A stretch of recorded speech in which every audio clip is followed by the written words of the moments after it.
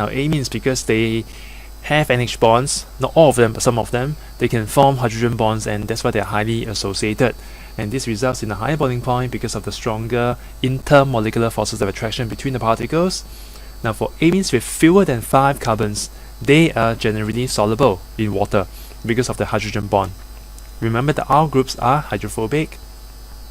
They are very afraid of H2O. So the longer R group is, the more insoluble in water they are. And amines are much better, stronger bases than alcohol and ester and ether, because for alcohol and ether, the lone pair is on the oxygen, but for the amine is on the nitrogen. And nitrogen is less electronegative than oxygen, and hence it doesn't attract the electrons so closely to itself, and that's why it's more willing to donate electrons and attract H+, and that's the reason why it is a stronger base. So you see, for this case, Kb stands for the basic dissociation equilibrium constant, product over reactant concentration.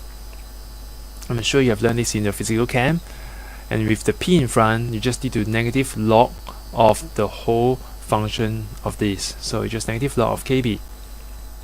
Now this is what we use to measure the amount of basicity, the strength of the base. The chemistry of the amine are dominated by the lone pair of electrons on the nitrogen.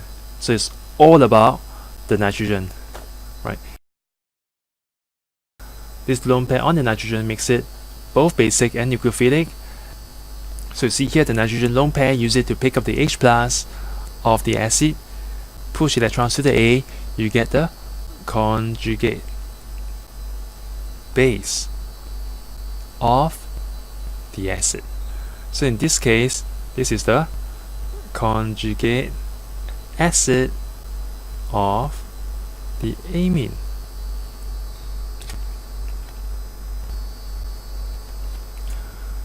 Right, in this table we show the relative basicity of these amines and heterocycles found in the list here.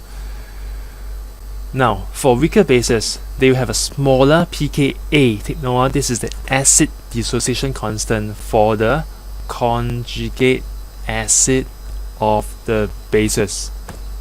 One more time, here we see pKa because it is for the acid of the conjugate for this. So for instance, the pKa of the ammonium ion we're referring to, once these guys attracts the H+, it will form a ammonium, right, NH4+. So we are comparing the H+ over here. So we know that the lower the pKa, the stronger the acid, right? The stronger the acid means the weaker the base. So to have a stronger base, then you should have a weaker acid, meaning a larger pKa for the conjugate ion. Now for aryl amines, they are generally less basic than the alkyl amines because the lone pair of electrons on the nitrogen adjacent to the ring is being delocalized into the ring. You can draw a resonance structure to depict this. It's simple to understand. You see, now it's gone, the lone pair is not even here. How does it attract proton? Right. Resonance effect. Show it to us. Some people may wonder why pyridine is stronger base than that, right? So there's a lone pair on the nitrogen, but if you look at it sideways, what happens is the lone pair is facing out of the ring. This is your pi electrons, and your pi orbitals are perpendicular to the lone pair. So you see over here, this is the pi ring, but then the lone pair of electrons is outside the plane.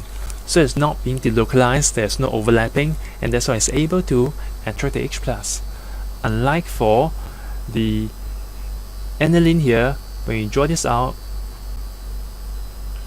right, then you see the lone pair is upright, right? Slanted but still upright, and then it can overlap with the pi electron cloud above and below of the benzene ring. Then you see the sharing of electrons, so the lone pair is so-called, it disappears for a while. It doesn't stay on the nitrogen and attract proton. And it also depends what are the substituents of Y here on the benzene ring, which can affect the basicity of the phenylamine. So of course, if Y is more electron donating, it can increase the electron density on the nitrogen. That means the lone pair is more able to pick up the H plus around it. But if Y is highly deactivating and electron withdrawing, and then it will withdraw electron density away from the nitrogen, making the amine less likely to attract the H plus and therefore less basic. Now for primary and secondary amine, they are very weak acid. Very weak acid, I think. No, there's no typo here.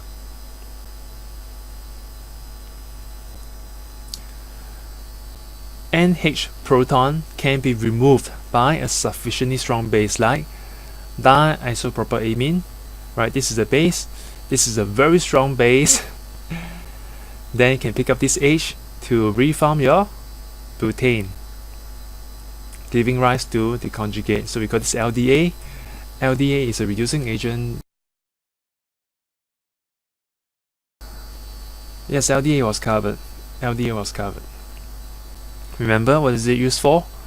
It is used to convert an ester back to what? Yeah, aldehyde. Amides. In fact, this word here is pronounced as amide. People always mispronounce the E. It's actually a silent E, so it should be amide. The amides are non-basic, but of course in life when you say amide, then people don't get you because everybody's saying the same thing, the same wrong thing. Like, oh, amides, so you have to say amides. What's amides? I don't know. They are non-basic. So amides do not understand substantial protonation when treated with acid. The reason is because the lone pair on the nitrogen is being delocalized onto the oxygen that's neighboring. So again, you don't feel so much lone pair. Here, remember this arrow? It stands for resonance. Take note. Don't do it wrong. Right? Now, how do we prepare amines? We can do some reduction of nitriles, amides, and nitro compounds. So take note, all these reagents here, when we throw in some form of reducing agent, we get primary amine. Very important for nitrile and amide, we get primary amine. Let me emphasize it, huh? For the aromatic nitrogen group that's reduced by several methods, you can get the aromatic amine. So we can use either hydrogen gas or tin chloride followed by strong acid, and after that basic condition. And what happens here again? And so we get the aromatic amine. Right, in this case we are dealing with the SN2 reactions of alkyl halides. Remember, in your halogen and alkane reactions, ammonia and other amines, they are good nucleophile for an SN2 reaction. So we can synthesize it by simply having SN2 of ammonia of an alkyl amine with an alkyl halide. You see, lone pair attacks this carbon, which is polarized by the electronegative X halogen, and then you get the salt followed by the base. You get the amine, primary amine, secondary amine. You can get all that. But the thing is, because this process is not controlled, you can get the mixture of products, which is not very desirable. Because you want to form this, but then you got a lot of wasted stuff that you don't want. That's wasting resources. So that's why this is a way that we seldom use in the lab to make a particular amine.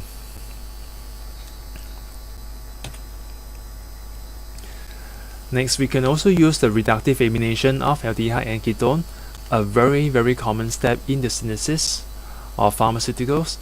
So we can do a one-step synthetic route from the aldehyde or the ketone with ammonia in the presence of a reducing agent. So here we are using sodium borohydride or hydrogen gas in nickel. You have a this is a heterogeneous catalysis reaction.